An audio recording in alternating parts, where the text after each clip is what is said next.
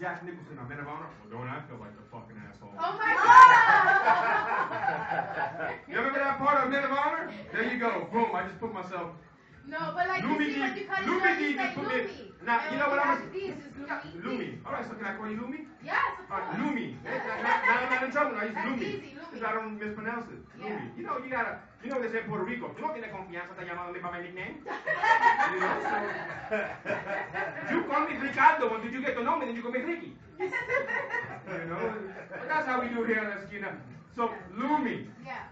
What's the future for Lumi right now? Okay, future for Lumi, well, of course, we just dropped the mixtape, Illuminati. Right. It's out there, so it's a whole bunch of new music, and music that's been out, but people didn't really know how to get it. Right, you know, right. And yeah, that's out right now, and now I'm working on the album Street Pop. Okay. And pretty much that's the title is because I think it defines what I do. People consider me like a pop artist, then they consider me like a street artist because I do drop mixtapes, I do rap, so I think borderline what I do is like street pop. You know, it's for the world, just for everybody, but I always bring that edge to it. I always add that Spanish Harlem touch to it. You know? Right.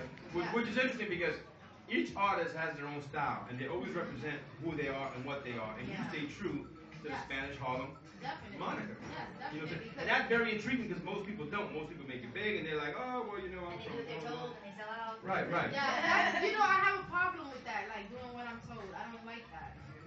Well, I be reading. I be reading your tweets. They're pretty straightforward. Yeah, I just. You're pretty thorough. You don't hold back. Yeah, I'm just like I don't know. I just when it comes to the music business, you don't like doing what you're told is not being you, pretty much. Right. You know, and when it comes to this business, so that's why I'm where I'm at now, where I'm with my own company and I just deal hands-on with things. You know, and pretty much what you're gonna get is me now. Not what people think I should be or what they think I should sound like or look like. This is just me, you know? So let's talk about that because there was a couple of tweets that were put out there by Soulja Boy. Okay. Everybody here on the show knows that if Soulja Boy showed up in here, I would just walk right by him. I'd probably ask him to leave. Really? You know what I'm saying? Because I just don't like what he represents and what he's done. Okay, That's just me. Everybody knows that.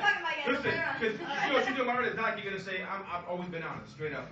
Whatever it is, that's what it is. Now he put some tweets out there, and he was basically saying, you know, F this game, this is whack. Labels always telling you what to do. This is not me. And I thought to myself, my dude, this is what you are. This is what you did when you came out. You got nobody to blame. Yeah. But you did this Superman, all this whack music that you did with dances. And he invested on little kids' eardrums. That's what he did. He put out the kind of music. Right. Now he's trying to do more serious music, and the sales aren't what they were, or whatever the case may be. And he put these tweets out, and they were nominated the top dumbest tweets of 2009. You know what I'm saying? And he's been all over. You know, now. You're saying, you know, it's important you stay true to yourself. Yeah. What would you say about artists who are doing that? I mean, because they come out one way, and then they really want to do something else, but it doesn't go their way because everybody's saying, well, isn't this your style? Right. Yeah. I mean, I understand his frustration because sometimes, but when he first came out with the Superman, he actually wasn't with a label. Right? It was independently. Right, which is what I'm saying, why he chose to do that. Yeah, but I think it's just he was younger then. You understand? So that was cool, and now he's growing up more, and I guess he's trying to do different kind of music, and they're not accepting it. He can't stay young forever, so I get his frustration, but at the same time, it is what it is. Right. You know, you really can't. It's just. It's the industry. It's the industry, yeah. Because you can be a pop artist, and it's hard to get on R&B radio. Yeah. Okay, it's hard to, but you can be an R&B artist and get pop rotation. Like it's nothing. Yeah. You can't be a pop artist though and get Justin Bieber's not rocking on Hot 97. It's just not happening. Yeah, exactly. You know what I'm saying? Unless Usher goes there with him and takes him to the station himself and says, "Listen to my boy," which they'll probably do at that point. But you can't do that now. If you come out R&B, you get played on pop rotation. You'll get played on Z100 or what have you. Yeah. And so the industry waves the artist, which you didn't have a problem with because your stuff played. Yeah. Everywhere. It still does. Yeah. Straight I mean, across. with me, you see the thing, when I first came out, I felt that the uh-oh wasn't really completely my image.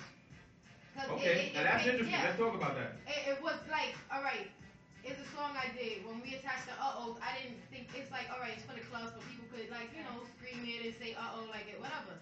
But it's kind of like when you see the video, and I completely hate that video. I will not watch it. Why? No, this is how I really feel. I really hate it, you know, but it was my first video. I really wasn't, you know, I didn't know how to act in front of the camera. I didn't know how to be, and I didn't have, and the person who was guiding me obviously wasn't guiding me the right way, like do this, do that, you know, it was just completely all over the place. But it was at the same time natural, but when you see it, it's like, like, you know, like bobbing your head like a little child, like a kid. And I understand that kids love it and everything, but I felt like it made me a little more childish than I really wasn't that one. You understand? I wasn't a kid. Definitely. I really wasn't a kid. Personality for that exactly, song. Yeah. And if you hear the music I was doing before that, you'd be like, oh shit. Like, you know, not like I wasn't like no little Kim or nothing like that, but I was a lot tougher. You know, and I did the Never Leave You. Like I said, I do the songs. It's like the tough side and then the softer side. But when came out, it completely, what people thought of me was different. That's why when I said like don't get it twisted, I ain't no punk. You know what I'm saying? Like when you see it, don't think like I'm some little girl you're gonna bully around. Well, didn't she like the win help change her perception? Yes, definitely. But that's what I'm not mad because lyrically you was on point in the song, and that's one of the intrigues of the song. Yeah. Is that lyrically you are on point. The lyrics flow exactly to the track, and you're on point with the song, and then Tony blesses it on his part. So exactly, like with that song, I was glad because people accepted me rapping. You know, and it wasn't something I was trying to do. That's something that I do. You know, and sometimes it's like you either rap or you sing, like you asked me, and people accepted both. So I'm really not mad. You know, I can't be mad. Like my introduction was my introduction. Had it probably happened another way, it probably would not been so big.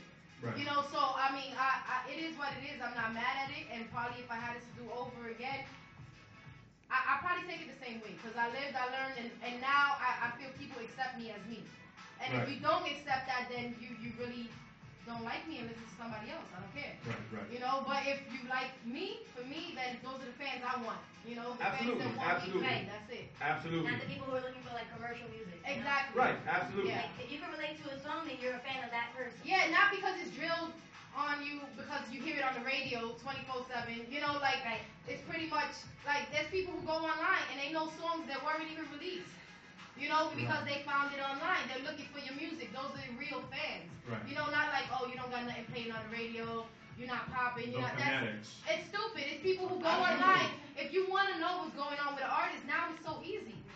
Go online, type their name up, type up new music, and I'm sure you're gonna find it. It doesn't mean just because you don't hear it on the radio that they don't have music. Right. You know? And that's been the beauty of digital, of the new exactly. digital wave in the world. That's the reason I love that whole thing right now. Because it's allowing you to put out, you know, it's like you have a body of work out there, even if the label is not pushing it out there. And you're obviously doing your thing because you got chased. We heard the song; it was fire. Yes. And I'm good. Yeah, I'm good. I'm happy. I'm happy where I'm at, and we just trying to push forward. You know. Well, I got a couple of tough questions for you. So before we go there, Boog, hit us with some old school R&B.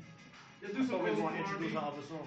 We doing all right. What you got there? What you got? I got Warning. I got the Major Lazer one. Oh, okay. So Okay. matter of fact, All right, talk to me. Come on, I Lumidee. think the Major Lazer is like a minute, so you could like save that. It's a freestyle really. That's off the mixtape. And the Warning is actually produced by Steph B. That's a 15-minute track. Okay. And he's gonna introduce it right now. All right, let's switch the mic over. Fifth Unit featuring Nori Warning is on Hot 97 right now. Yes. You get that love off the record. And it's gonna be on the mixtape. It's actually the first single for the compilation as well, and it's on the mixtape. And the name of the mixtape? Is Recession Proof. Hosted by K-Slay. Recession Proof. I like that. Yeah. Recession Proof. All right, here we go. You're gonna hear it first, right here. Esquina, the Porn Radio Show. Get it out.